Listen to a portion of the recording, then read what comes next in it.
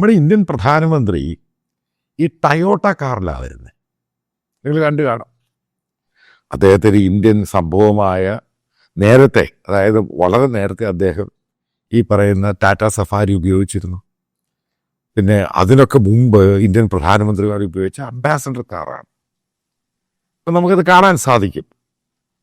എന്തുകൊണ്ടാണ് ഈ Toyota കാറിലോട്ട് Indian പ്രധാനമന്ത്രി പോയത്?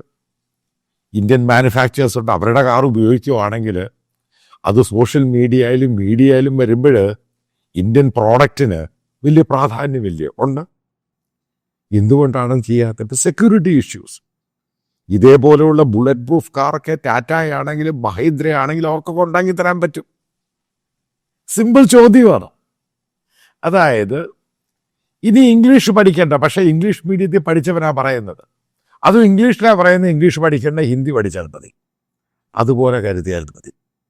ഇത് ഞാൻ ഈ പറയുന്നത് ഈ ഫോഴ്സ്ഫുൾ കൺവേർഷൻ എന്ന് പറയുന്നതുമായിട്ട് ബന്ധപ്പെട്ട ആ തരികിടയുമായിട്ട് ബന്ധപ്പെട്ട് സ്വദേശി വിദേശി എന്ന് ഉദ്ദേശിച്ചാൽ മതി. ഞാനൊരു കാര്യം ചോദിക്കട്ടെ, നിങ്ങളെന്നെ ഞാനൊരു വീഡിയോ ചെയ്താൽ അതിൻ്റെ താഴെ നിങ്ങളെന്നെ വളരെ രൂക്ഷമായിട്ട് വിമർശിക്കുന്നു.